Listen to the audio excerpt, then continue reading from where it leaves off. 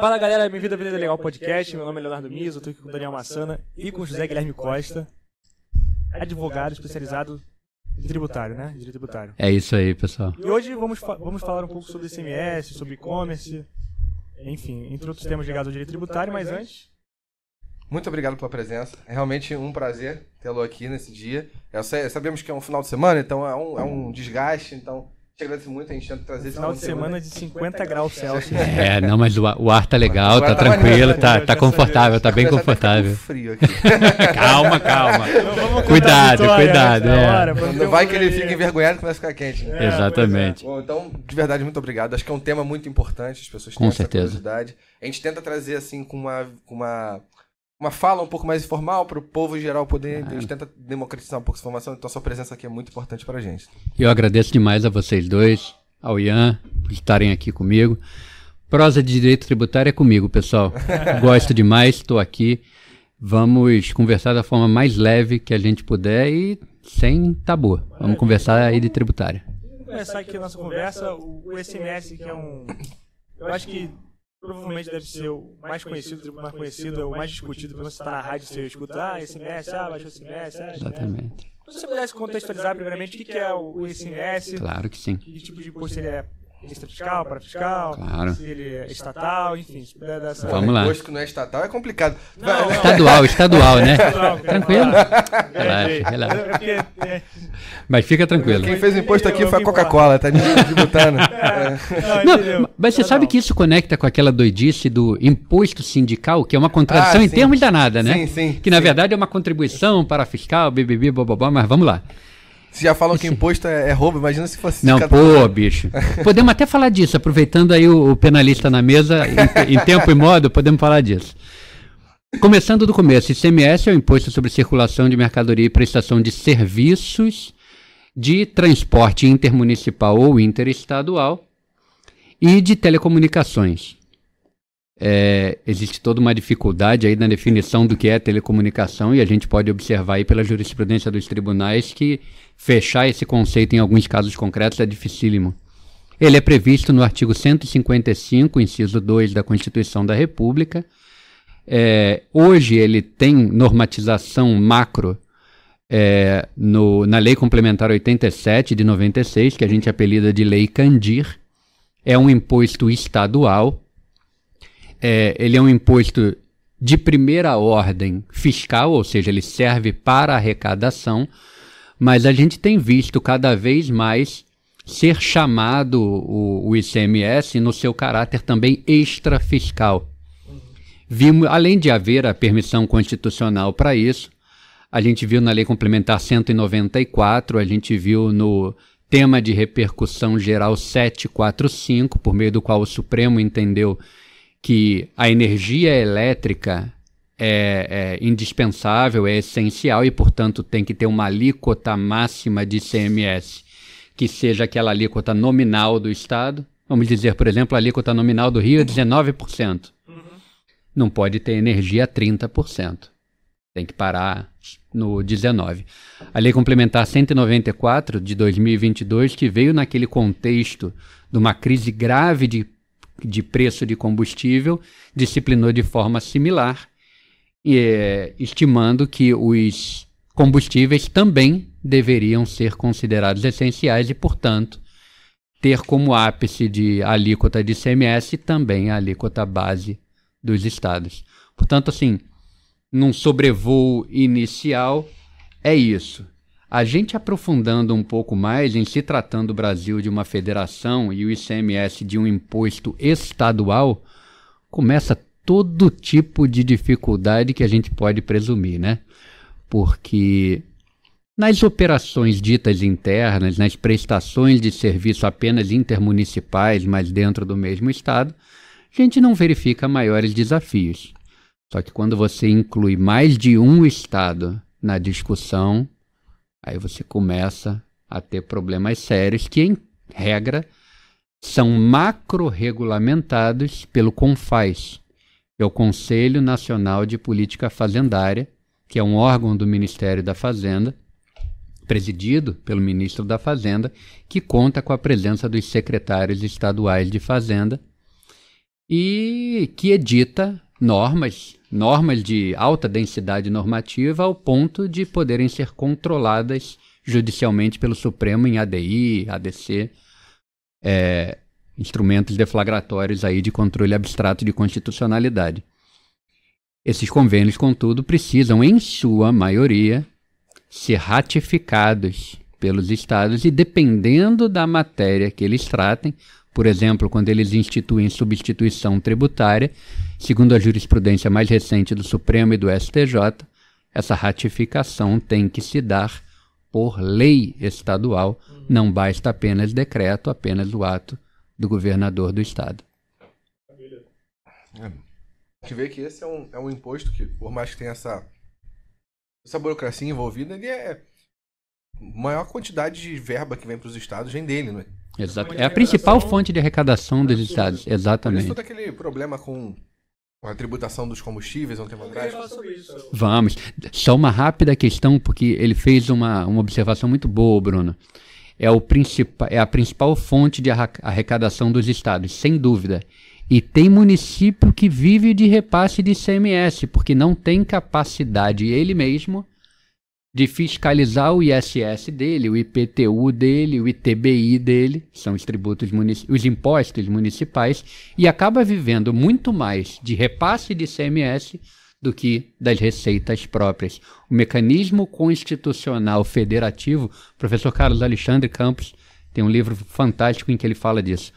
O mecanismo de federação fiscal, ele depende inexoravelmente não apenas das competências originais de cada ente, mas também da repartição de receitas entre eles. Então, o ICMS é importante para os estados, mas também muito para os municípios. Sua pergunta, meu irmão. É porque como ele é um tributo de controle do estado, como que foi esse acordo com a federação para poder diminuir o ICMS a troco do... Isso foi uma questão interessante, né? Em 2021 começou a ter uma crise muito grande de alta do preço do petróleo. E aí vamos entender o básico. Quando você tem uma tributação por alíquota ad valorem, significa que a alíquota do tributo é um percentual do valor desse produto. Legal? A alíquota ad valorem é o percentual, a gente tem também a chamada alíquota específica ou alíquota ad rem. A alíquota ad rem é um valor concreto que não depende do preço, depende do volume ou da quantidade daquele determinado produto. E aí, para combustível, já há um bom tempo, PIS e COFINS, que são contribuições federais, que também de alta capacidade de arrecadação, elas são cobradas ad rem, ou seja, uma alíquota específica por volume ou peso do combustível. Então, o que acontece? Em 2021 e em 2022 teve essa disparada do preço. E aí o governo federal da época entendeu que deveria baixar as alíquotas de PIS e COFINS. Isso feito, se entendeu na época o seguinte: o governo federal está fazendo o seu esforço, governos estaduais precisam fazer da mesma forma. E aí a gente promove um elo com a questão da guerra fiscal. O que é a guerra fiscal, meus amigos? De uma forma aqui bem crua. Olha o corte! A guerra fiscal é o fato de um Estado individualmente conceder um benefício de ICMS sem ter combinado com os demais estados. Agora vamos lá, um outro corte. O que é benefício fiscal de ICMS? Na visão histórica da jurisprudência do Supremo, significa baixar o ICMS para uma alíquota efetiva. É importante a questão da alíquota efetiva, porque as duas grandezas que compõem a matemática do tributo são alíquota e base de cálculo. Então, basta você baixar uma delas que você tem uma redução de alíquota efetiva. Tá certo. Isso dito, o Supremo entende que benefício fiscal de ICMS significa baixar a alíquota efetiva do ICMS para abaixo da alíquota interestadual. Qual é a alíquota interestadual? Resolução do Senado 22 de 89. 7% ou 12%, mas o critério utilizado pelo Supremo é o 12%. Então, para você baixar sozinho a alíquota do seu ICMS, você só pode ir até 12%. Zé, mas eu quero fazer para baixo de 11%. Combina, então, com os demais estados no âmbito do CONFAS e baixa. Cria um convênio para isso. Todos os estados, né? Exatamente. Aprovado à unanimidade. Está previsto, esse tipo de convênio está previsto na Lei Complementar 24 de 75 e também tem previsão constitucional expressa, que a lei é anterior à Constituição, mas ela é recepcionada na medida em que há essa exigência constitucional que para a concessão de benefícios tem que ser respeitada a previsão da Lei Complementar, e a Lei Complementar 24 de 75 cumpre esse papel.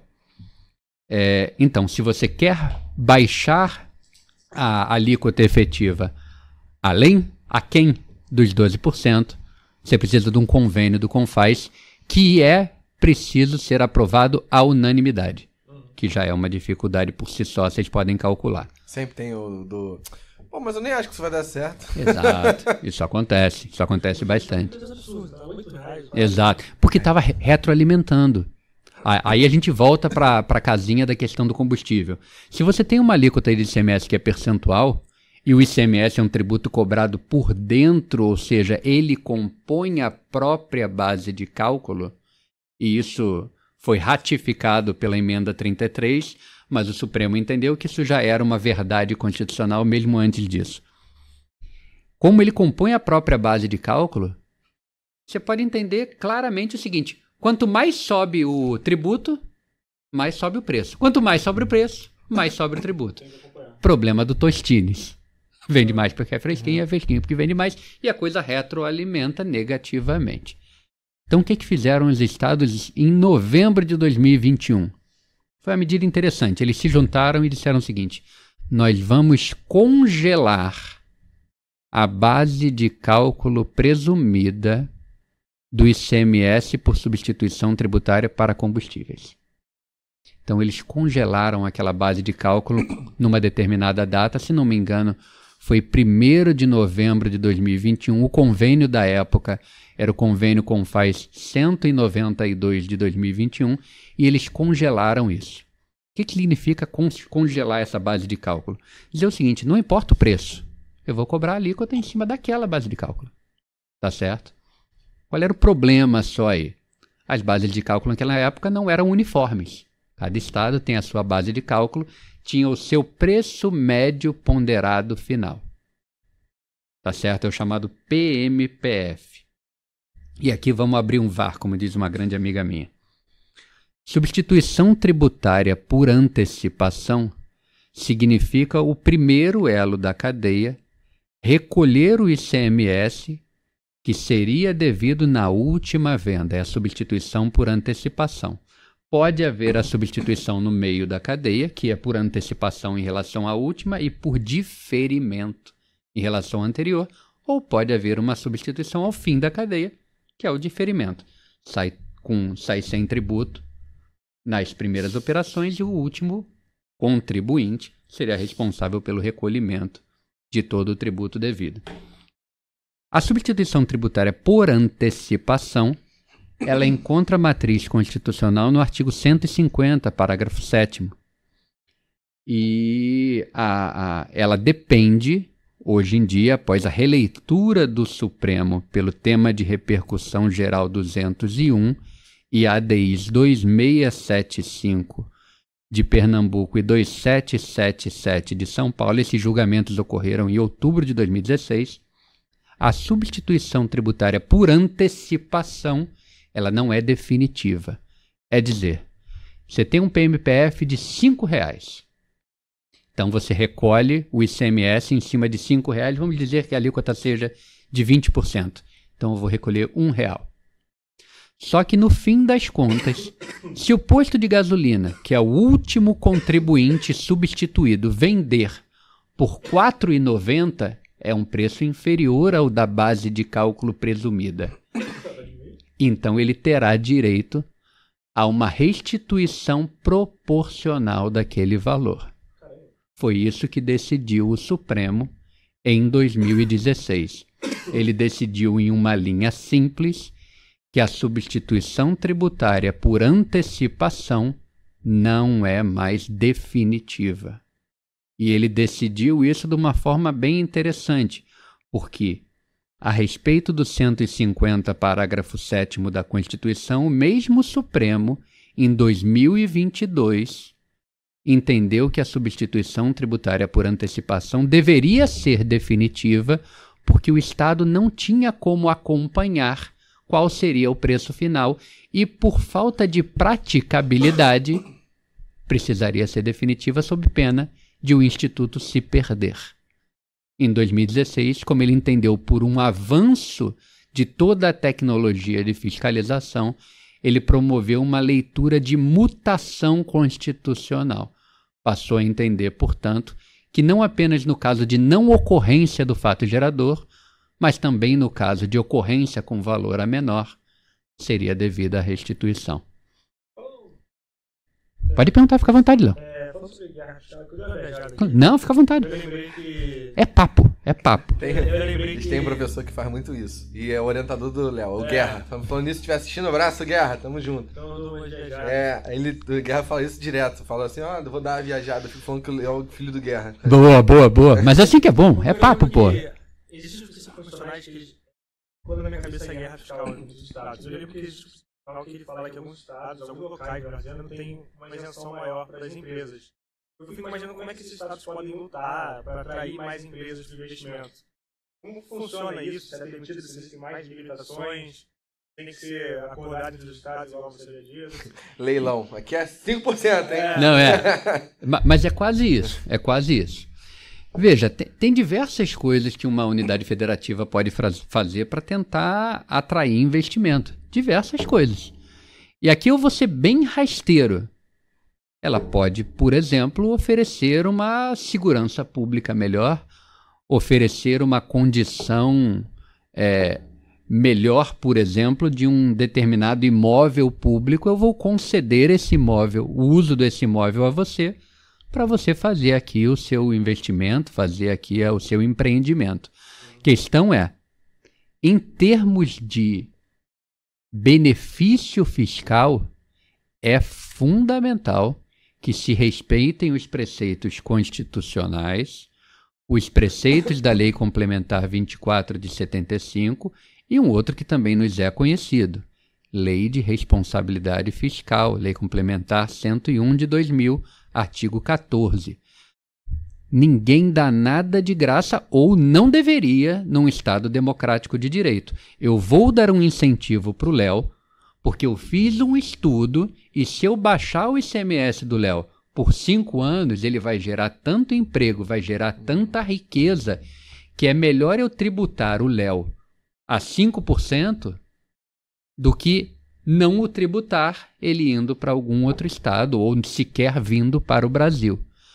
O limite é, em se tratando de ICMS, você tem que justificar o benefício fiscal, conceder por lei e, se baixar para baixo de 12%, firmar um convênio no CONFAS e cumprir o seu ônus argumentativo perante os outros estados, de modo que seja aprovado à unanimidade. Então, a ideia não seria nem fomentar uma guerra fiscal, mas sim fazer com que gere benefícios gerais para a população daquele estado. É isso. É sempre... A desculpa é sempre essa, tá?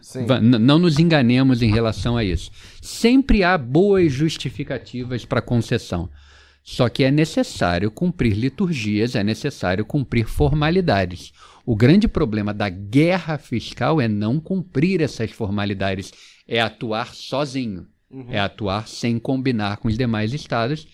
E, embora haja muitos argumentos retóricos, pouca gente põe a conta no papel.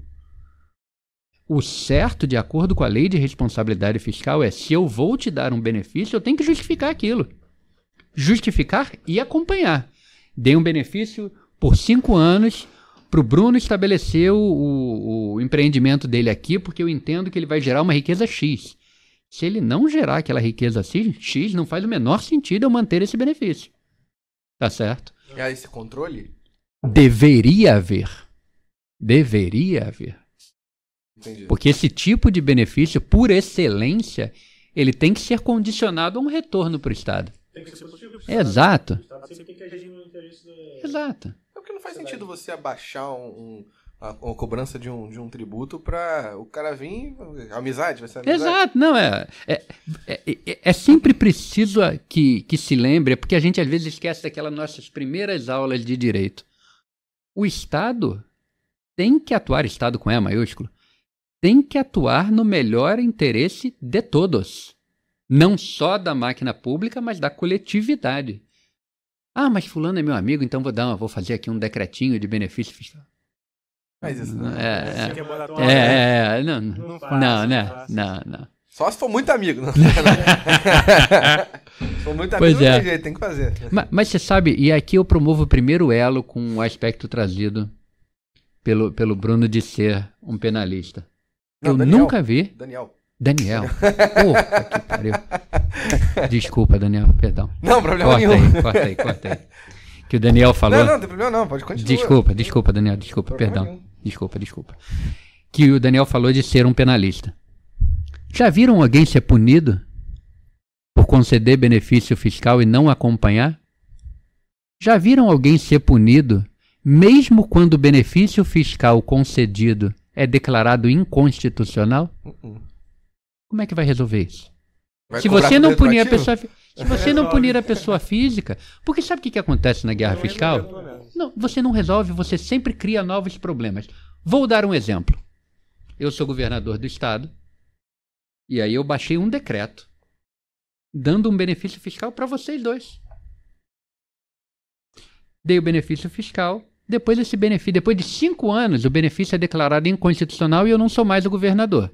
O governador agora é o Ian. Aí o Ian, que é um cara sério, faz 2 coisas. Revoga o benefício fiscal de vocês dois, porque foi concedido por decreto. E entra com uma ADI. Na ADI, o pedido dele é julgado procedente. Ao ser julgado procedente, se não houver modulação, o governador Ian vai poder promover a execução fiscal contra vocês dois, cobrando os últimos 5 anos. E o governador Zé, que passou, não dá nada para ele. Perceberam qual foi o ponto? Vocês dois acreditaram num ato normativo do governador anterior, trabalharam conforme, mas amanhã não tem punição para mim, tem punição para vocês dois que acreditaram na norma. Entende o ponto? Tem algo que é trazido constantemente que é o seguinte: porra, tá vendo? Pelo amor de Deus, mas o Daniel e o Léo não tinham como saber que isso era inconstitucional? É tão óbvio que é inconstitucional. E tem outra. Você está presumindo que só existem o Daniel e o Léo no planeta Terra concorrendo. Só que tem o Daniel, o Léo, o X, o Y, o Z, o W. E se vocês dois entrarem numa de não, esse benefício é inconstitucional, não vou cumprir não, sabe o que acontece? Vocês saem do mercado, bicho, porque os outros caras vão fazer. A tributação é menor. Não, tá tranquilo. Tá de boa? Não, é que eu falo de lá, desculpa. Não tem problema, você pode só... Não, mas tá jogando. Tá?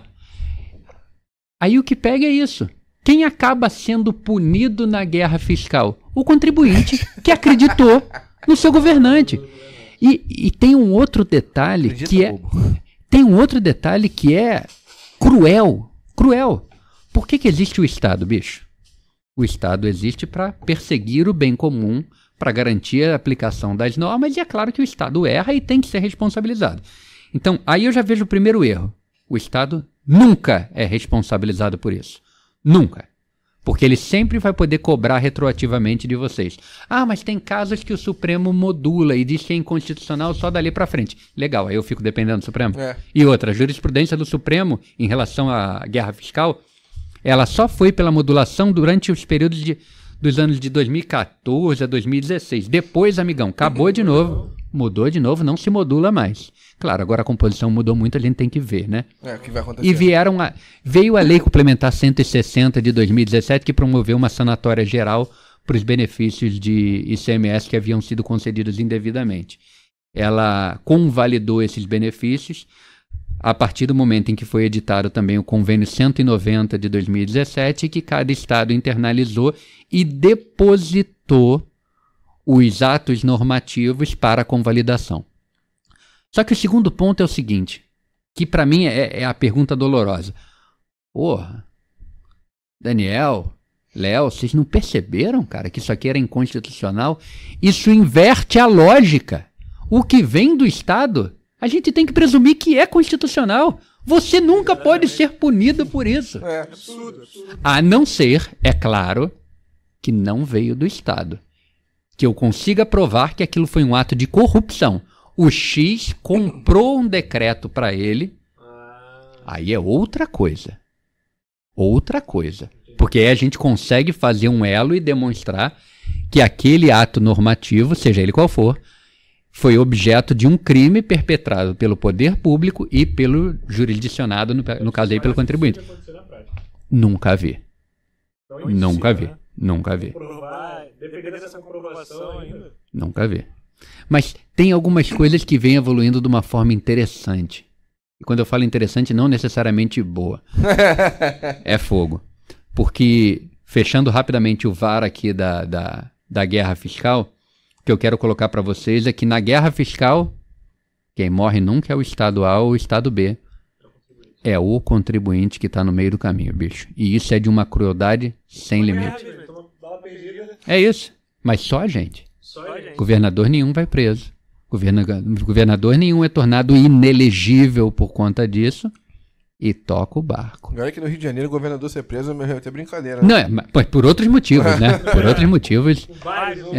Por esses, lamentavelmente, não acontece. Mas essa situação do combustível, ela tem um acordo. Foi aí que eu me perdi. Desculpa. O acordo foi o Convênio 192 de 2021, que eles congelaram a base de cálculo.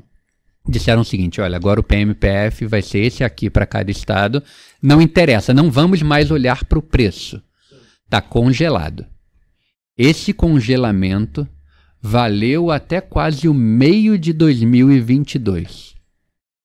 Esse congelamento acabou sendo substituído por um outro congelamento que inicialmente veio só para o diesel e depois se ampliou para os demais combustíveis. Foi.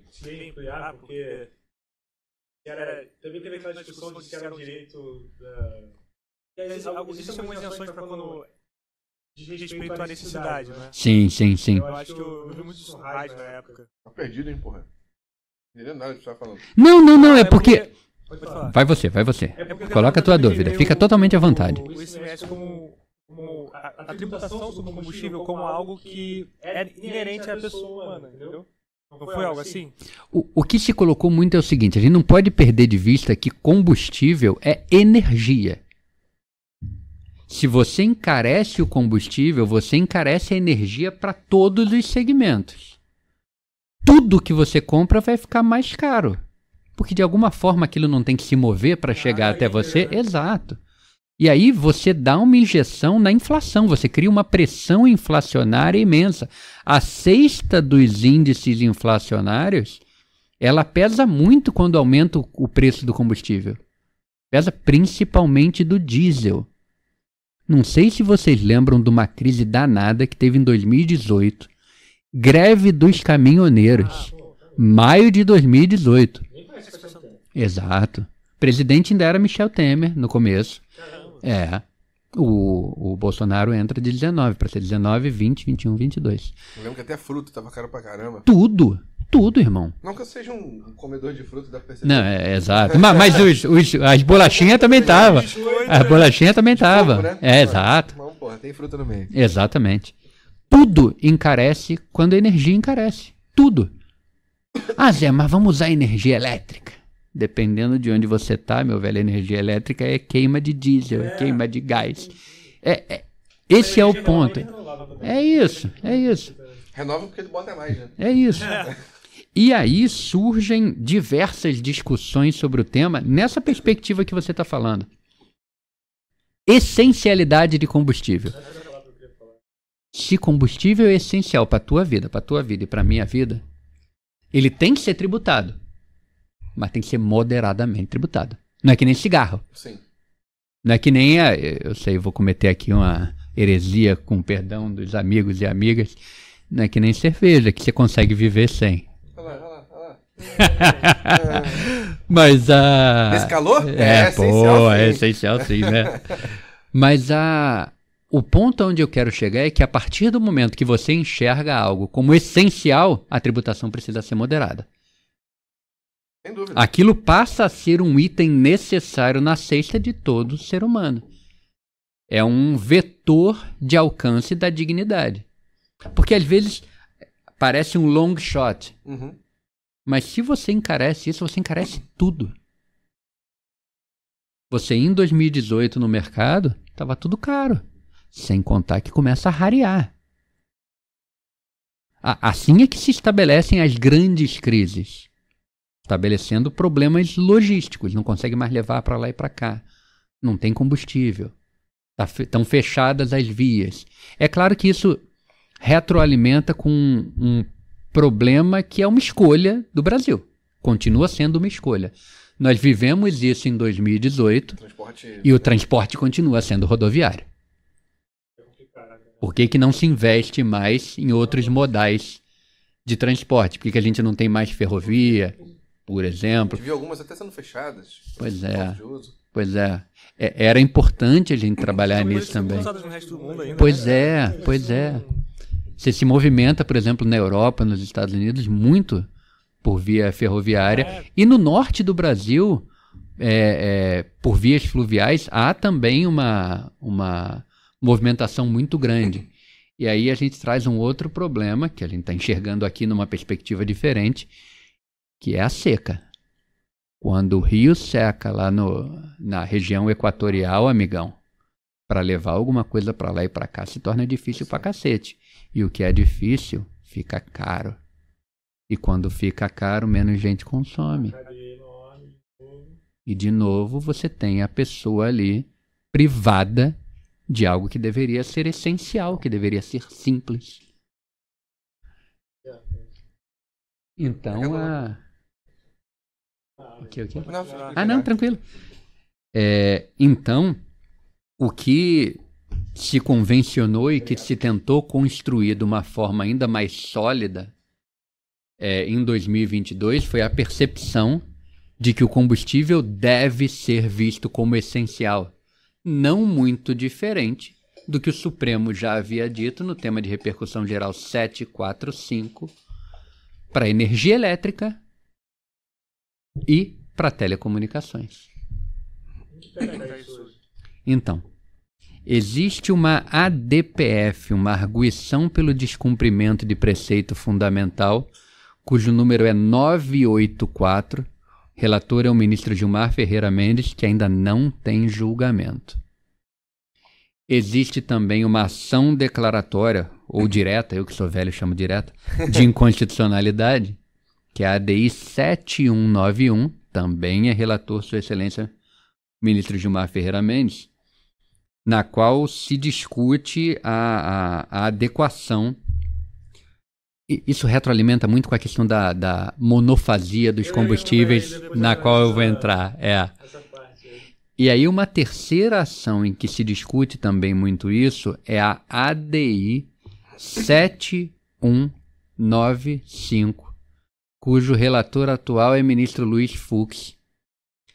Na DPF 984 se pede a declaração do Supremo de que combustíveis são essenciais e que, portanto, devem estar, todos eles, também limitados à tributação da alíquota nominal de cada estado. Na ADI 7191, os estados pedem que seja declarada inconstitucional grande parte da Lei Complementar 192 de 2022, que promove a monofasia do ICMS para combustíveis, monofasia ad rem, vamos falar disso já já.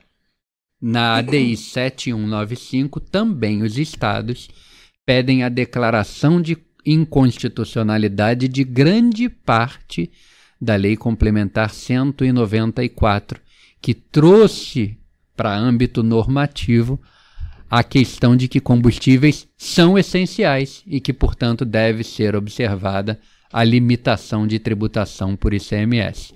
Tudo isso, portanto, está relativamente ainda em aberto. Tá? Agora já fui adiantando o tema, né, bicho? Já queimamos a largada. Pô. O que é a monofasia do ICMS sobre o combustível? Então, brother. Pergunta de $1 milhão.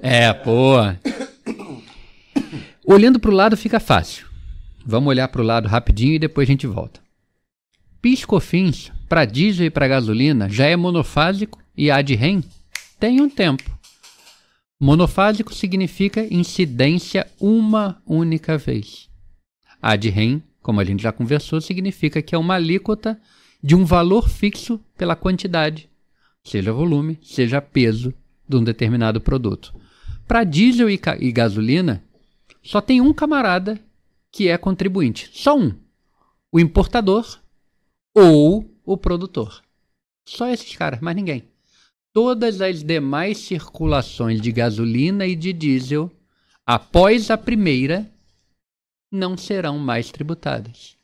Vai vir, é claro, o registro de que houve a tributação pelo contribuinte e vai ser repassado como custo, não mais como tributo. Para o ICMS, qual é a jogada aqui? O ICMS tem a dificuldade de que é um tributo estadual. Só que concorda comigo que para você ter uma tributação monofásica de tributo estadual, para incidir uma única vez, considerando que esse combustível pode ir de estado para estado, você precisa que todos os estados cobrem rigorosamente a mesma alíquota efetiva? O que eu estou querendo dizer? Senão sempre vai ter complemento, vai ter ressarcimento. Vai ter que alterar isso. Pois é, esse é o detalhe. E essa é a briga. Aí vamos lá. O ICMS por excelência, o ICMS que a gente conhece. O ICMS é um tributo plurifásico e não cumulativo. Eu vendo alguma coisa pro Léo, Léo vende alguma coisa pro Daniel, Daniel vende alguma coisa pro Ian. Quer comprar? Todos nós, olha aí. Quer comprar? Todos nós somos contribuintes. Todos nós. Estou presumindo aqui que o Ian vai vender para o consumidor final, então ele também é contribuinte. Todos nós somos contribuintes de direito. E aí, na hora que a gente vender, a gente vai destacar na nota fiscal o valor do ICMS.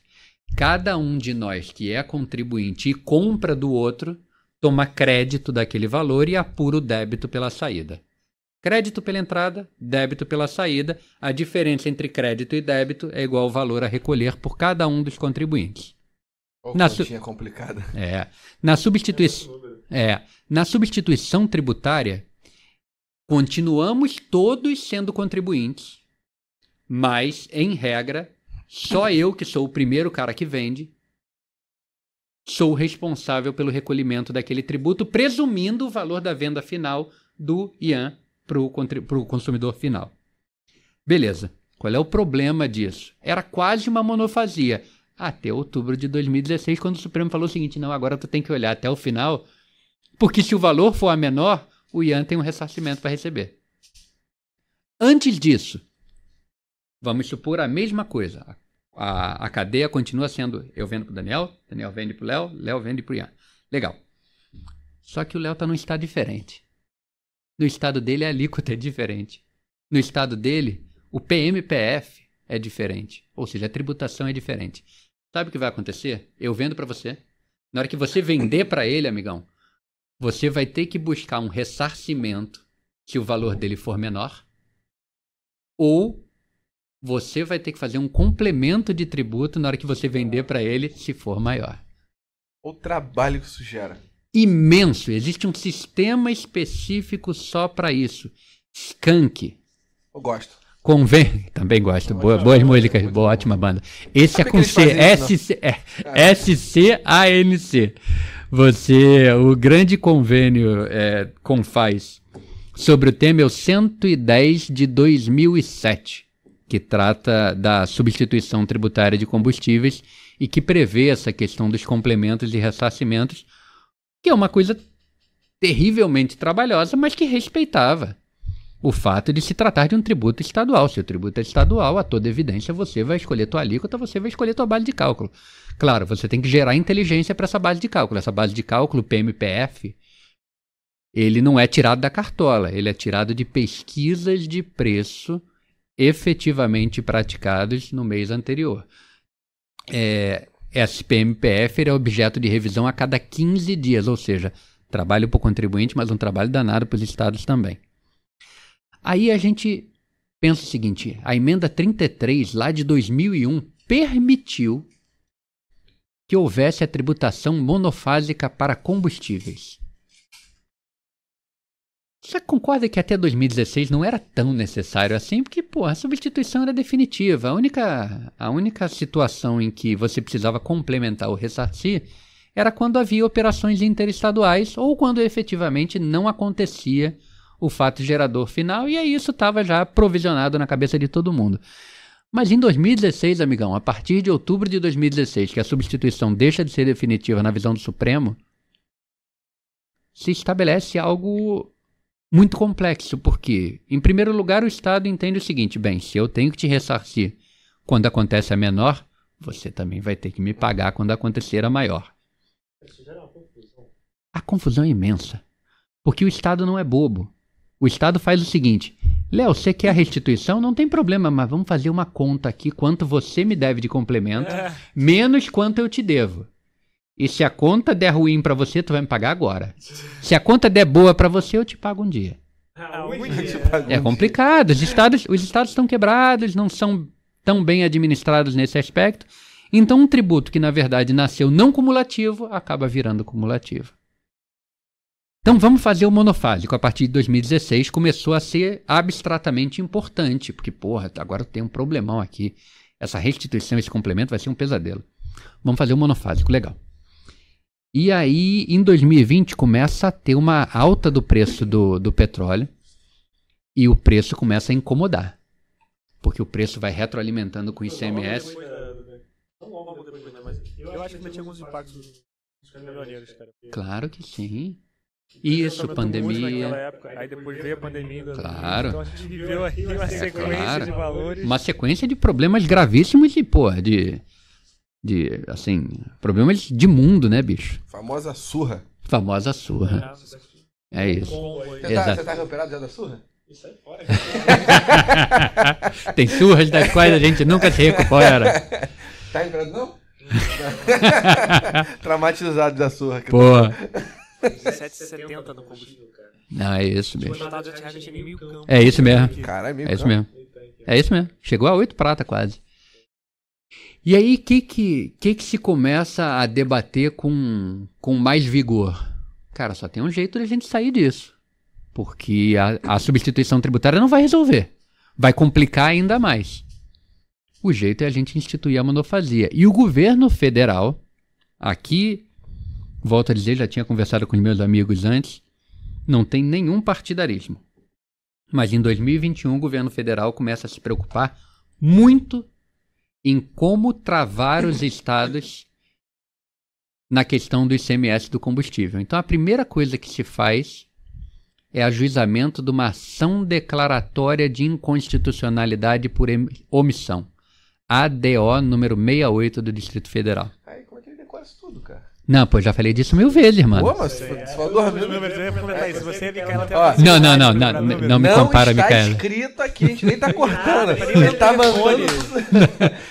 Não, a professora Micaela é incomparável. Aliás, um beijão pra ela, pra Georgia, pra Marília e pra Tati Junger. São nota 10, minhas parceiras lá no Tributário em Jogo. Inclusive, depois... sigam o Tributário em Jogo. A gente Obrigado. vai deixar na descrição do vídeo. Obrigado, pessoal. E aí é ajuizada, a ADO 68, é entendido que há uma omissão, de fato, na regulamentação do tema, e essa regulamentação essa omissão se estendia desde 2001, e aí o Congresso aprova o projeto em 2022, o Congresso aprova, meio que a toque de caixa, mas aprova, o projeto de lei número 11 de 2021, após diversos diálogos também com o projeto de lei 16 do mesmo ano, e aí aprova a Lei Complementar 192 de 2022, que prevê que os estados deverão, por convênio, disciplinar a monofasia do ICMS, porque ainda tem isso. A monofasia do ICMS, ela dependia da lei complementar, mas também depende de um convênio dos estados. Então, esse duplo passo era fundamental. Só que você pode levar um camelo até a água. Forçar a beber já é mais complicado. A lei complementar sai. E nos debates da lei se falava muito isso. Caramba, como é que eu vou fazer para esse camelo beber água? Como é que eu vou fazer para os estados efetivamente regulamentarem a lei complementar e editarem o convênio estabelecendo estabelecendo a monofasia do ICMS? E aí veio um troço genial. O artigo 7º da lei vai promover o ajuste com aquilo que você tinha falado. Diz o seguinte: enquanto vocês, estados, não instituírem, não regulamentarem a monofasia, a base de cálculo para o diesel vai ser a média dos últimos 60 meses. Ou seja, travou os estados, bicho.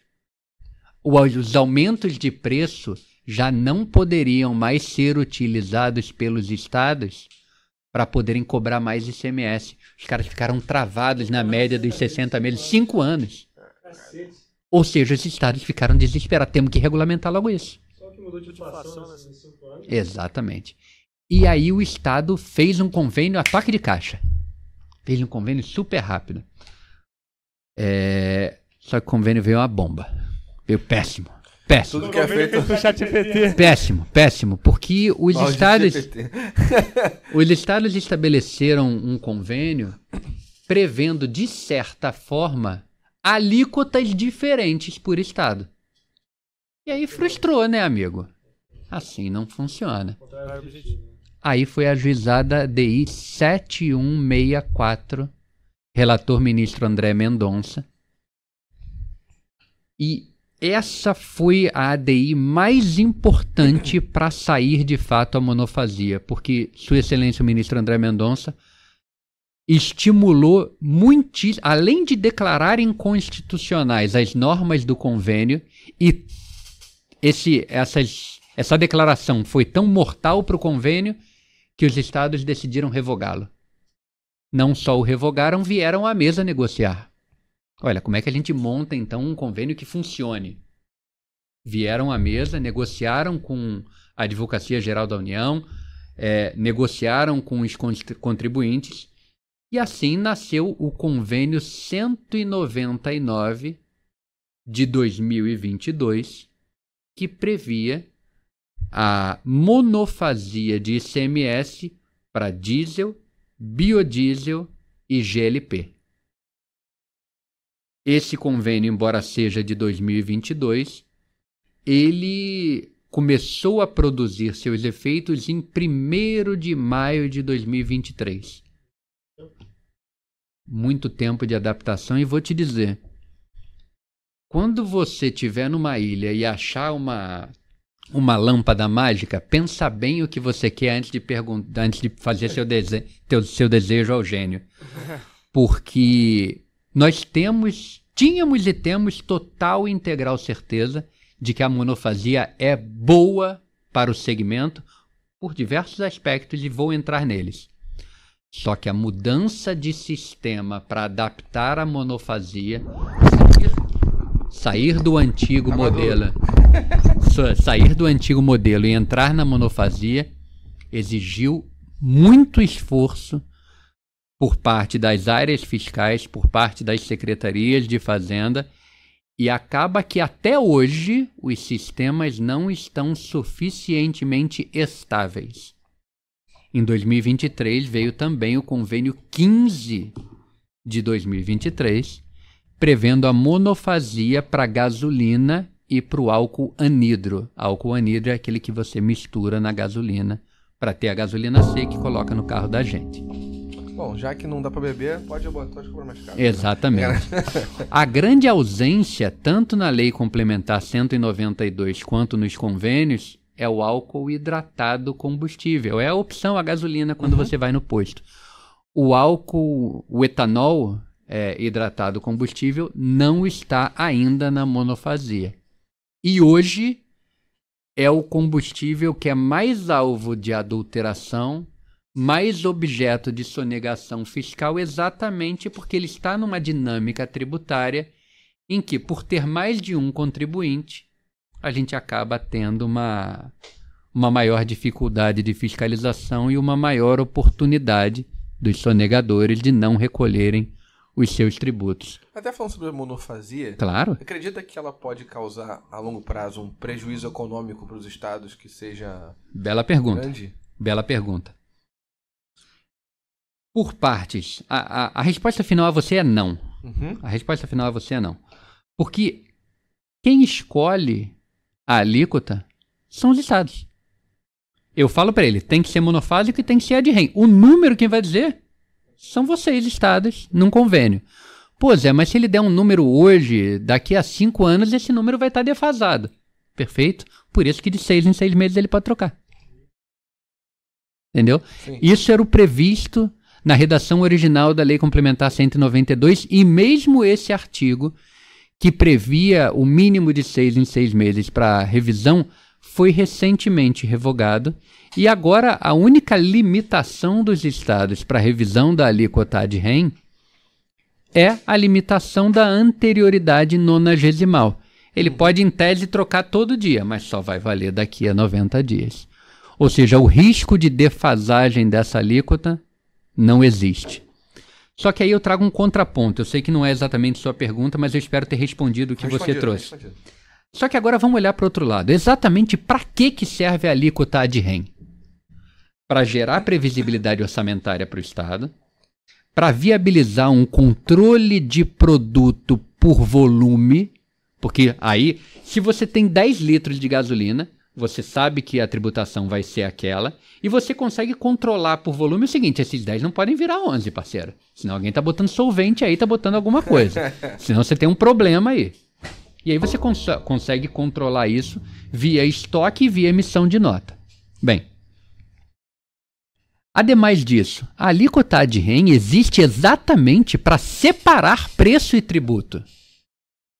Ao permitir uma revisão constante dessa alíquota, a mim me parece que está sendo frustrada a principal motivação de se trabalhar com a alíquota ad-rem. A previsibilidade. É claro. A segurança. Pelo menos você sabe durante um tempinho só. É isso. O meu ponto é, a alíquota ad-rem, isso é algo relativamente controvertido, mas a alíquota ad-rem, na minha modesta opinião, ela só é referencial a alguma coisa no momento da criação. A partir do momento em que a alíquota ad-rem nasceu, ela é por si. O que eu estou querendo dizer? Não interessa o preço, não interessa a composição. A alíquota é R$1 por litro. Ah, mas o preço agora é R$10. A alíquota é R$1 por litro. Agora é R$100. Pode ser 1 milhão. A alíquota é R$1 por litro. Ah, Zé, mas isso não funciona. Claro que funciona. Olha o PIS/COFINS. PIS/COFINS é assim há anos. E funciona. A previsibilidade não vai ser só para o contribuinte, mas também para o Estado. Exatamente. Previsibilidade orçamentária. Consegue fazer as coisas bem feitas, fazer direito. Agora, tem um problema aí que... não é um problema, é uma circunstância. Alguns puristas defendem que a alíquota ad-rem é ruim para o bom empresário. Porque o bom empresário é aquele cara que, em tese, se esforça para reduzir os custos para ter uma menor base de cálculo de tributação.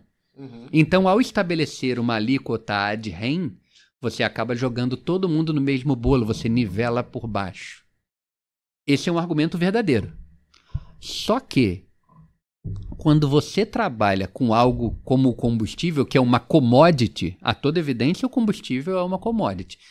É claro que eu acho que a minha gasolina é melhor que a gasolina do concorrente, porque eu tenho todo um trabalho para mostrar que a minha não vai ter mistura, que a minha tem uma tecnologia XYZ. Mas quando você trabalha com commodity, todo mundo trabalha da mesma forma. Não tem muito o que inventar. Sim. E num mercado com baixa elasticidade e com pequeníssima possibilidade de troca, se você não usar gasolina, você vai ter que usar etanol. Não tem outra coisa que você possa substituir. O custo não vai rolar. É isso. Então o ponto é, para mercados como esse, a monofasia ad rem funciona e funciona bem. Esse é o ponto. Você tem que usar os instrumentos certos para os produtos, para as empresas corretas. E na nossa visão, a monofasia ad rem ela é perfeitamente adequada a um mercado como o de combustíveis. E essa visão não é só reforçada pela Lei Complementar 192 de 22, que institui a monofasia do ICMS. Ela é reforçada pela monofasia do PIS/COFINS e ela é reforçada também pela previsão agora da PEC 45A, que é a Reforma Tributária de Consumo, que está prevendo a monofasia ad rem de IBS e de CBS para todos os combustíveis. Caraca, isso é uma facilitada maneira. Nossa. Mas tudo que a gente viu aqui que é complicado, então você tem uma luz de facilidade. Deixa muito feliz. De praticidade, né, bicho? Porque tem um outro detalhe, que é o seguinte.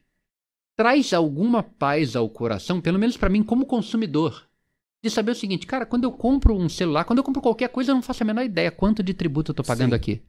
Combustível, tu sabe. Toda vez que você vai comprar 1 litro de diesel, 1 litro de gasolina, você sabe exatamente quanto de tributo tem aquilo. Por quê? Porque é ad rem. Que já foi pego lá no começo. Você tem a mais absoluta certeza disso. Não funciona para qualquer coisa. Por exemplo, você não pode ter uma tributação ad rem para camisa. Pega a minha camisa que é vagabunda, que é R$10. Compara com a tua que é de 100, com a tua que é de 200. Não faz sentido ter uma tributação ad rem. Faz todo sentido que haja uma tributação por alíquota ad valorem, considerando o valor da marca, considerando isso tudo. Agora, combustível? Padrão? Não faz sentido. Não faz sentido. Para cerveja podia ser assim também. Aí vocês sabem melhor que eu. Deve ter aquelas cervejas top, aquelas cervejas... enfeitam pra caralho. Nome bonito pra coisa normal, né, irmão? Weiss Beer. Tem o pessoal aí que gosta, que é sommelier de cerveja, né? Eu bebo de tudo. Boa. É o talento dele. Bom, muito bom. Tá bom. Encaminhando mais pro nosso final do episódio. Não, falou do e-commerce. Do e-commerce. Se você puder explicar um pouco sobre o e-commerce, claro. com o ICMS. A tributação do ICMS especificamente no claro. mercado digital. Não, a prosa é boa. Vocês acham que direito tributário é fácil? Toma essa aí. Não, porra. Não é mesmo. A questão do e-commerce ela é interessante demais porque, de certa forma, ela incentiva que haja a criação de determinados centros de distribuição em estados A, B e C. E como você compra à distância, aquela tributação ela acaba ficando mais concentrada.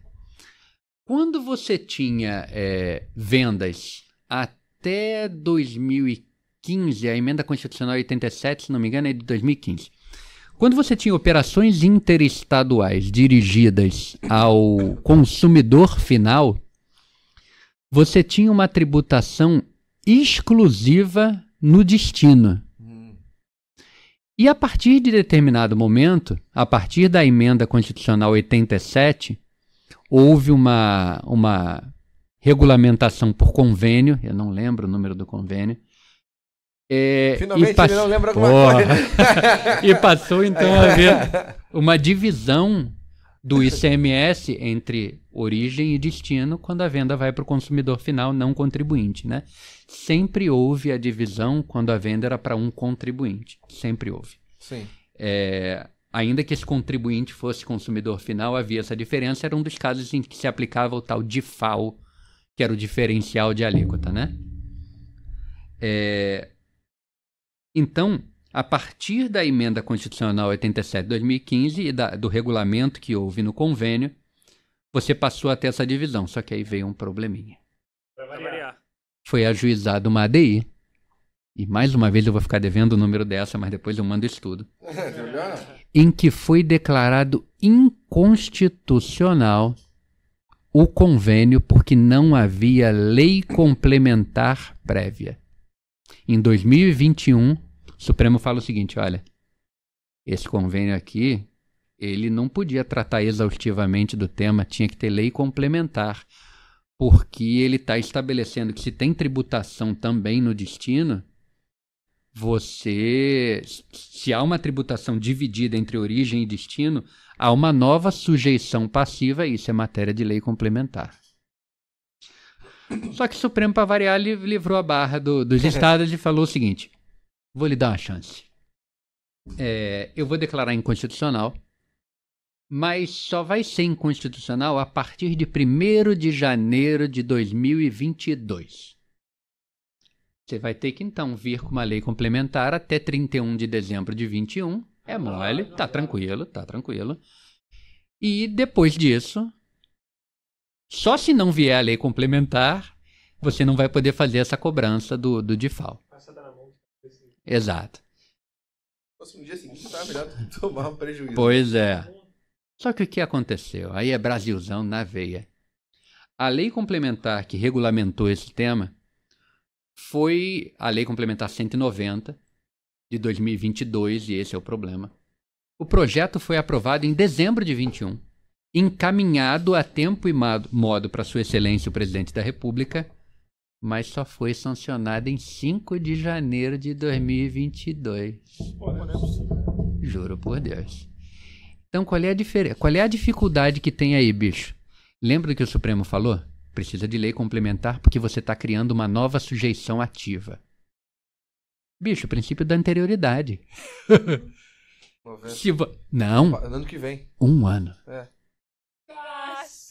Mano, os dois, na verdade. Você tá certo também, tá? 1 ano. Então só passou a valer em 2023. Essa é a dificuldade. Os estados passaram a aplicar imediatamente. Alguns observaram a anterioridade nonagesimal, outros nem isso. E aí foram ajuizadas 3 ADIs. 7066, 7070, 7078. Relator das 3, ministro Alexandre de Moraes. Essa está pendente de julgamento final, mas se forem respeitados, se forem mantidos os votos que já foram dados na sessão virtual, será declarado que a Lei Complementar 190 só pode produzir efeitos a partir de 1º de janeiro de 23. Só que aí tem o seguinte, aí a gente entra numa discussão que é pesadíssima. Anterioridade é regra ou é princípio? E aí eu vou... Flexibilizar para isso, flexibilizar para muita coisa. Bingo. Mas vamos lembrar que no Brasil a gente não lembra senão do amanhã. A gente não enxerga a tão longo prazo. O que vieram os estados e falaram? O princípio da... Primeiro, a anterioridade é um princípio. E ela tende a não surpresa. Foi surpresa para alguém criar a Lei Complementar 190? Sendo honestíssimo, não foi surpresa para ninguém. Inclusive o projeto foi aprovado em 2021. Não é surpresa para ninguém. Só que quantos milhões de vezes houve surpresas de leis serem aprovadas, sancionadas, dia 31 de dezembro e aplicadas a partir de 1º de janeiro, e o poder público lavar as mãos dizendo o seguinte: não, eu respeitei aí a regra da anterioridade. Não surpresa, é só um valor que ilustra a anterioridade. É só um valor. Um desse, a ressaca do ano novo. Pois é. Coisa linda. Então, existe essa dificuldade perante o Supremo. O Supremo está para analisar o tema. Aparentemente vai ser compreendido. Aparentemente, porque até acabar todo mundo pode mudar de ideia, não esqueçam disso. Aparentemente o Supremo vai entender que deve sim ser observada a anterioridade, ainda que ele não se manifeste explicitamente se a anterioridade é um princípio ou uma regra. E aqui só rapidamente. O princípio, ele admite a ponderação. De acordo com a maioria dos atuais doutrinadores sobre o tema, a regra não admite ponderação. Ela se aplica na lógica do tudo ou nada. Há diversos doutrinadores que já defendem que mesmo regras podem ser ponderadas e não se aplicar numa lógica de mera subsunção. Mas, enfim, colocando de lado essa galera mais moderna, se for entendido que é uma regra, não admite ponderação, amigo. Veio dia 5. Veio dia 5, só vale ano que vem. Exatamente. E qual vai ser a consequência? Mas esse é o detalhe.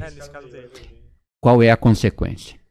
Se você não tem uma norma que prevê a cobrança do DIFAL, a divisão entre origem e destino, volta à regra anterior.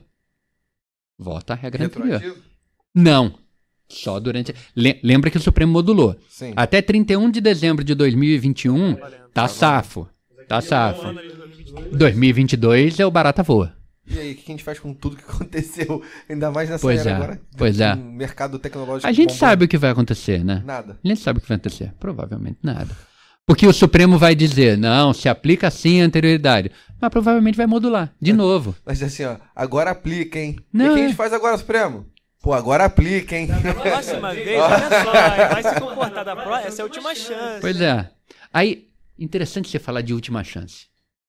Não sei se vocês viram, no final do governo do antigo presidente da República, no dia 30 de dezembro, foram baixados 2 decretos importantes, na verdade 3, mas vamos falar de 2.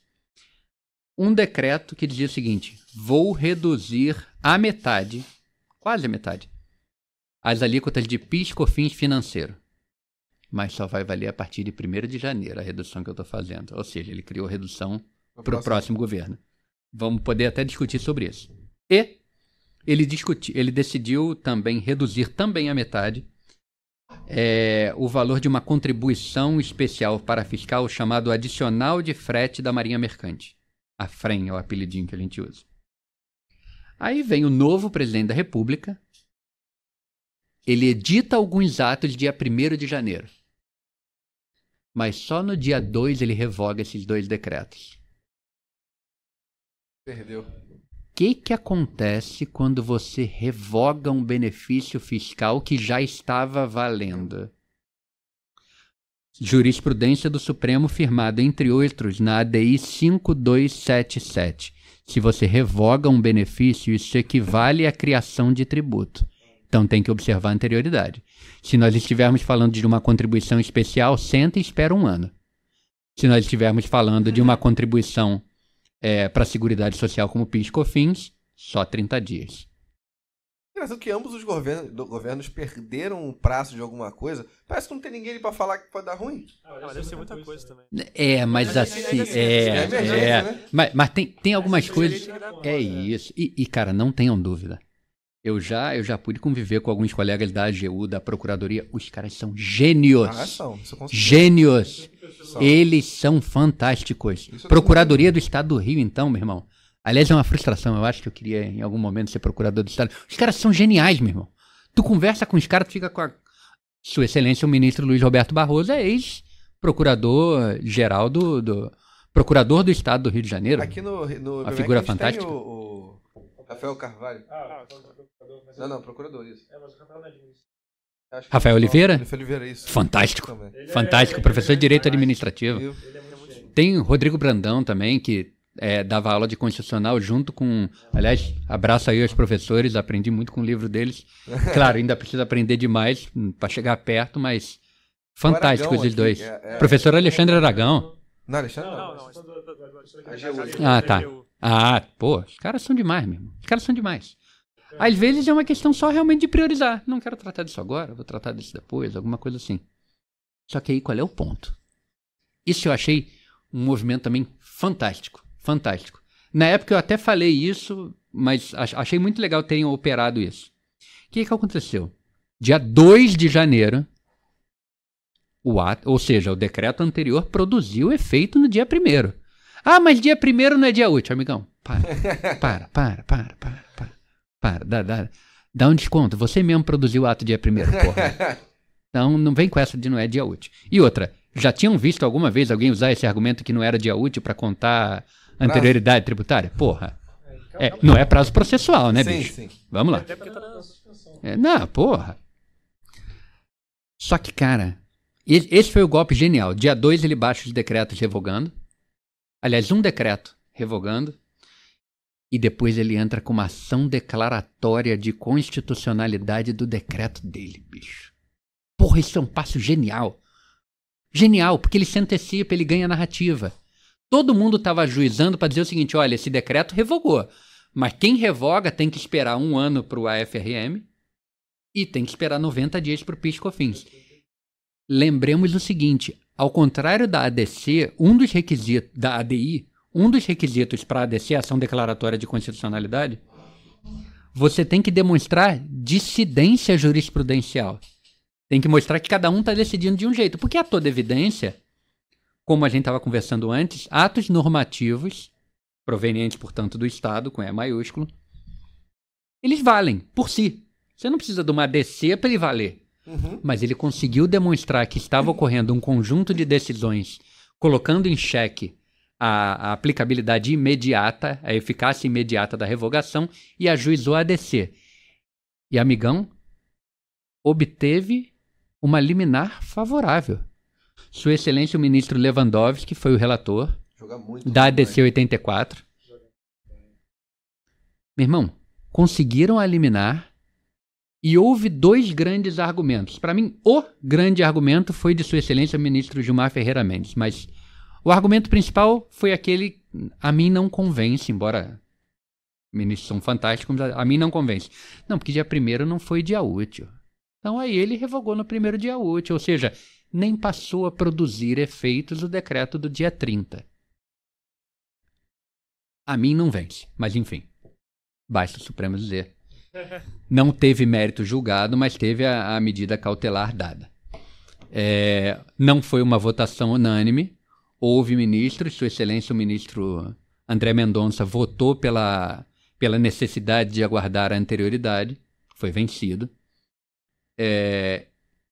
E o argumento do Gilmar Mendes é que eu achei de uma genialidade, aliás, o homem é demais, que ele diz o seguinte, cara, o problema não está no segundo, o problema está no primeiro. O primeiro decreto foi emitido dia 30/12 por um governo que já sabia que não ia continuar e ele criou um benefício fiscal para onerar o sucessor. Ele violou o princípio republicano. Porra, meu irmão. É genial. É como se ele transformasse a ADC numa ADI e dissesse o seguinte, o que está errado aqui não é a aplicação imediata desse. O que está errado é o anterior. Bicho, isso é coisa de gênio, cara. Isso foi pedido na inicial. A inicial é coisa de gênio, cara. É isso. Não, até poderia. Lembra que a causa de pedir em ADI, ADC, ADPF é a tal causa de pedir aberta. Você pode dizer o seguinte, Zé, me dá esse celular pelos motivos A, B e C. Se eu sou o Supremo, pode por D, E, F. Não tem problema. Eu só não posso te dar um celular e um copo d'água. Agora, o celular pelos motivos...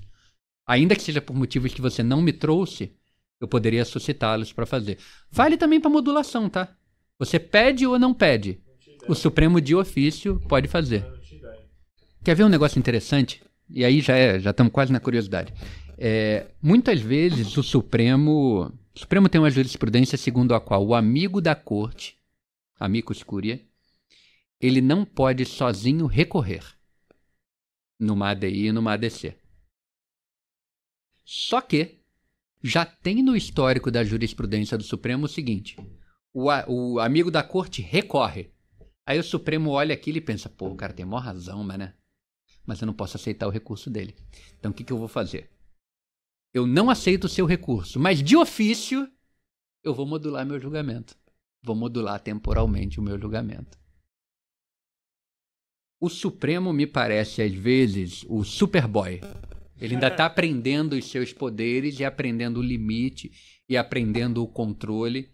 O Supremo ainda está aprendendo quando modular, como firmar precedentes, como superar ou distinguir precedentes.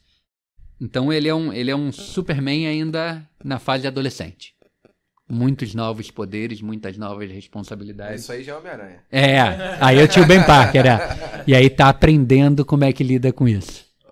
Pô, isso é maneiro. Sabe, mas eu acho interessante. É um Superman com já, sei lá, 100 e poucos anos, mas é um Superman que tá aprendendo aí. É porque esses poderes são novos.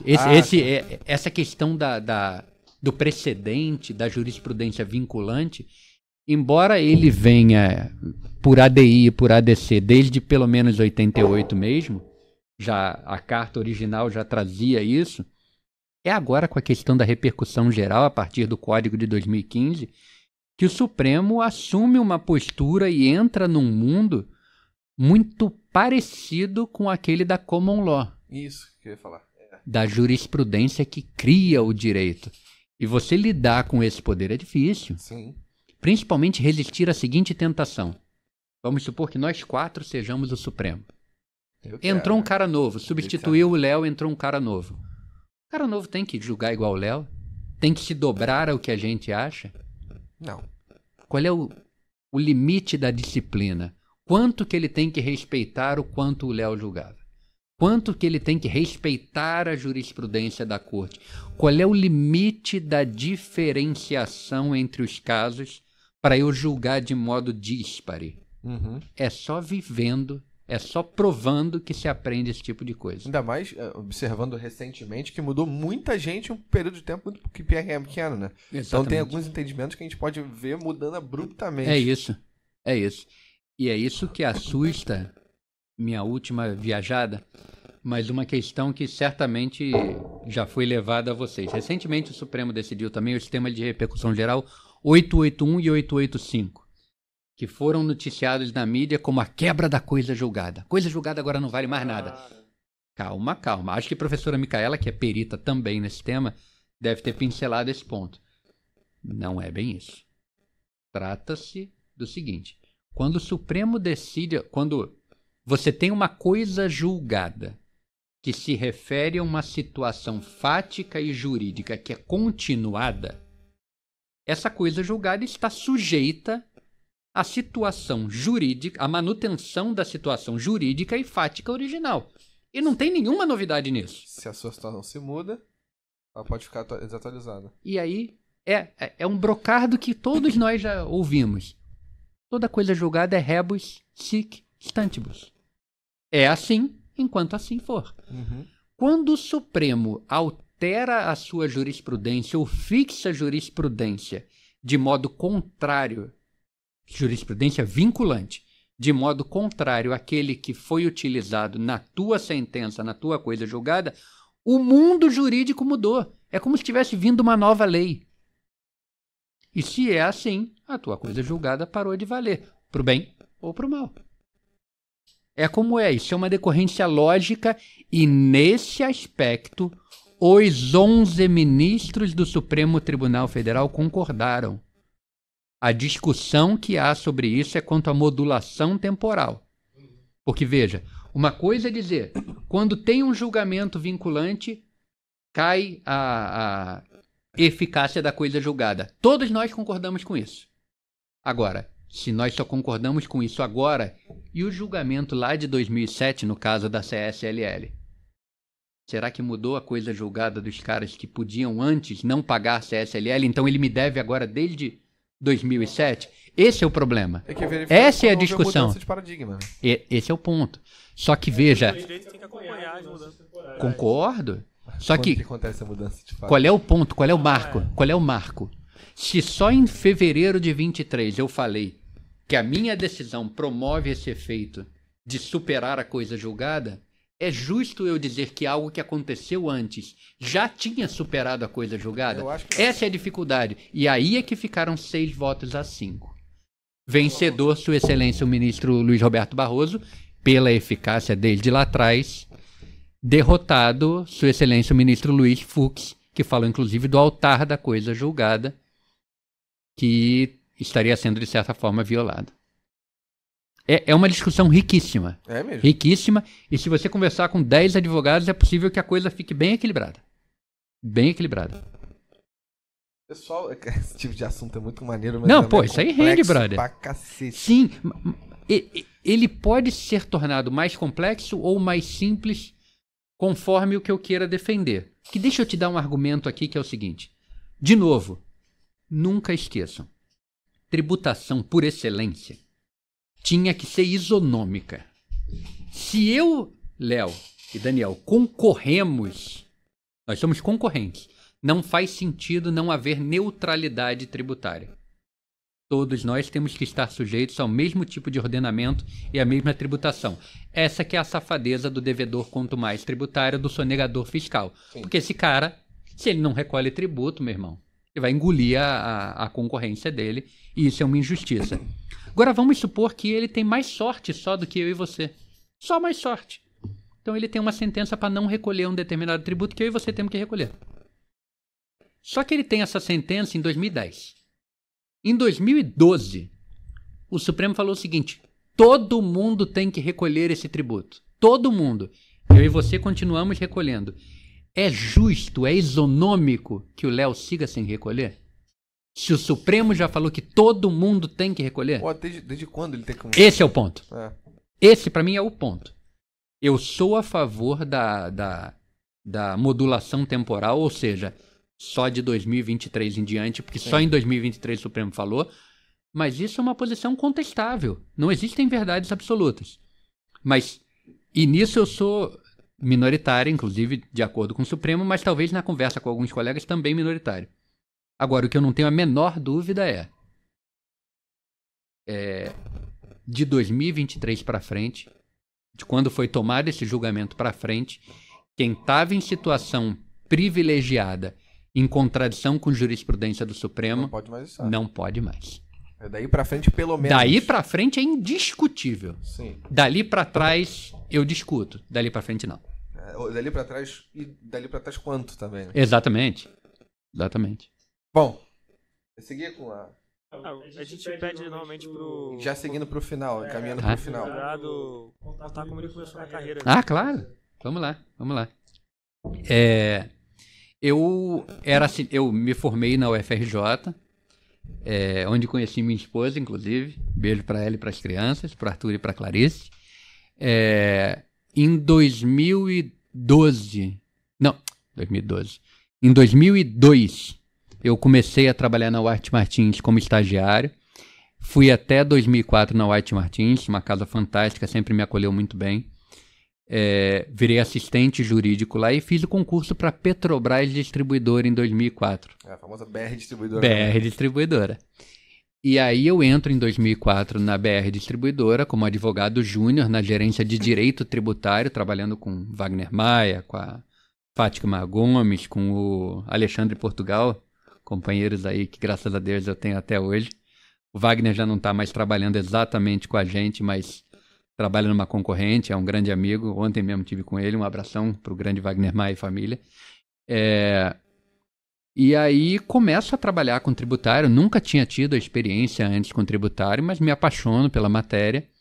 Em 2012, sou chamado para trabalhar um tempo com contratos, numa coordenação, aí eu vou. Fico até 2014. Em 2014 sou chamado, o Wagner vira gerente executivo de planejamento e eu sou chamado para suceder o grande Wagner Maia na cadeira de gerente tributário. E desde então tenho tentado ajudar aí na gestão de pessoas, na gestão do tributário da companhia. Agora Vibra Energy. Exatamente. Em 2019 a gente é privatizado, ou seja, a Petrobras vende ações suficientes para se tornar acionista minoritária e nós, portanto, nos tornamos uma empresa privada. Em 2021 a gente muda de nome, deixa de ser a BR Distribuidora e vira a Vibra Energia. Melhorou muito. BR Distribuidora era muito ruim. Eu gosto do Energia, principalmente porque mostra o quanto que a gente está conectado com entregar a energia de que o Brasil precise. Eu vou entregar o combustível fóssil enquanto o Brasil precisar e na quantidade que o Brasil precisar e onde o brasileiro precisar, mas também vou entregar energia, vou trabalhar com biocombustíveis, vou trabalhar com gás, vou sempre buscar atender a energia de que o brasileiro precisa. Eu acho isso muito interessante. É uma missão muito grande da nossa companhia se estabilizar, é claro. Nosso principal ramo ainda é o combustível fóssil, porque é o necessário, é o que o Brasil precisa e nós estamos às ordens para atender. E desde fevereiro de 2022 eu estou como diretor jurídico, tributário e corporativo da Vibra Energia. Então tenho na minha equipe a Mariana Brasil, que é minha líder de inteligência jurídica, de Legal Ops. Tenho o Felipe Abrantes, que é o meu gerente trabalhista. Tenho o Alexandre Portugal, que é o meu gerente. Estava comigo lá no início. Boa. que é o meu gerente de tribunais superiores, concorrencial e criminal, fica em Brasília. Passou ele aí, ó. E eu atuo diretamente com o time tributário e regulatório. Com a ajuda aí, principalmente da Natasha Alves e do Anderson Silva, que é meu grande capitão. Bom, esse é um The Spider, Anderson The Spider! Esse é brabo, esse é brabo. Ele vai pra tudo que é bar com a família com esse cara. Não, exato, grande. Deve ficar provocando os outros também do lado. Eu vario, hora é o Spider, hora é o capitão, que é o cara que organiza o nosso time. Uma pra dar tapa na cara, eu tô soco na cara. Exatamente, aí chega lá, qual é? De cada lado, parece um bicheiro. Exatamente. E em 2022 começa a minha história também no Tributário em Jogo, convidado pela professora Micaela Dutra. Um abraço, Micaela, mais uma vez. Pô, sempre. E com a abertura da companhia como privada em 2019, principalmente aí, a Ana Longo, também beijo, um abraço para ela e para toda a família, é a nossa diretora de tax, junto com a Lívia Leal, também um abração para toda a família Saturnino. A gente tem uma parceria muito grande e tem buscado expandir os nossos horizontes, conversar com muitos escritórios, participar muito de tudo. Eu faço parte também do grupo de debates tributários aqui do Rio, da Comissão Especial de Assuntos Tributários da OAB do Rio, da ABDF, que é a Associação Brasileira de Direito Financeiro. Então, tento participar de tudo. A gente trabalha muito no Instituto Brasileiro do Petróleo, que é o IBP. Um abraço aí para o Mozart, que é o nosso gerente jurídico tributário de lá. Toca um piano. Pô, brabo. Nosso maestro, Wolfgang Amadeus Mozart. Tá vendo, né? Mozart Rodrigues, uma figura. Tá demais. E no Sindicom, que é o sindicato das empresas distribuidoras de combustíveis também, onde a gente trabalha lá com a Fátima, que é a nossa companheira. Fátima? Saiu da Globo, ela? Não, olha aí. Quase. Se você pudesse dar um conselho para quem está começando o direito agora. Olha. Desiste. Não. Eu acho que é absolutamente fundamental, hoje em dia, trabalhar o direito não isoladamente. Você tem que tentar entender... Se você trabalhar com direito tributário, você tem que tentar entender um pouco de contabilidade ou se unir a grandes contadores. É muito difícil você ser um grande tributarista... Sem saber fazer conta. Sem ter um belo contador ao seu lado para te ajudar. E a questão da tecnologia, né? Mas aí não é nem só para a galera do direito, é para todo mundo. Não pode ter medo da tecnologia, bicho. Se você tiver medo, ela vai te morder. Se você a dominar... ela vai te ajudar pra caramba. Muito. Né? Demonizar algo que na sua mão, bem usado, pode ser um instrumento diferencial para o teu sucesso não faz o menor sentido. Então, minha principal dica seria essa. Trabalhe com tecnologia, mas trabalhe também com agregação humana.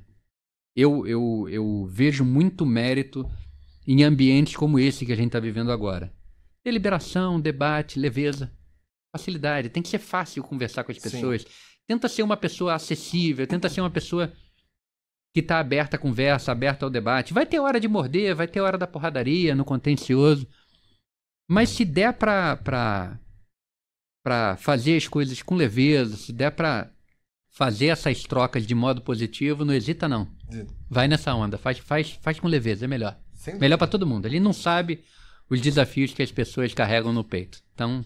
se puder ser legal, seja legal. Seja empático. Exato, é o mínimo. Falando sobre tecnologia, tem uns vacilão aí que fuma vape e tem medo de ChatGPT. Já viu isso? Não, pô, pelo amor de Deus. Caraca. Cara, depois dessa aí eu vou ter que começar a encerrar o programa. Bom, mais uma vez obrigado. Não, se eu não parar, ele ferrou. Você não viu no último episódio. Corta o microfone. No último episódio ele tava pegando o livro, falando todas as falas. Pegava o título do livro e falava, isso precisa de planejamento. Tá inspiradíssimo. Bom, mais uma vez, obrigado por vir. Eu que agradeço. Hoje, no sábado. Eu que agradeço, pessoal. Pela tarde, almoço. Tá sempre convidado. Obrigado, meu irmão. Sol de 70 graus Celsius. Porra, exatamente. Na sombra. Estamos cozinhando. Exatamente. Foi muito divertido aqui. Eu espero que a gente tenha conseguido agregar bastante pra quem assistiu. Espero que sim. Se conseguiu absorver alguma coisa das várias que a gente falou, já tá sendo com um som positivo. Tudo. Exatamente, mandei um abraço. Nosso patrocinador, a S Confeitaria. Biscoitinho, olha aí. Bom pra caramba. A gente amassou. A gente amassa assim.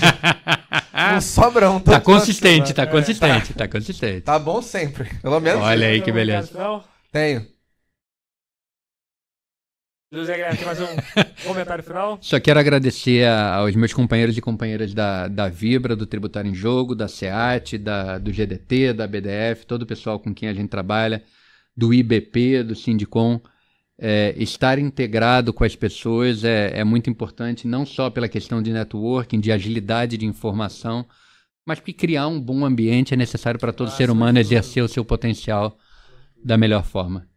Bom, então é isso, gente. Obrigado por assistirem até aqui. Sigam a gente todas nas nossas redes sociais e até a próxima. Sigam o Tributário em Jogo também. Sigam o Tributário em Jogo. Obrigado, pessoal. Exatamente. Forte abraço.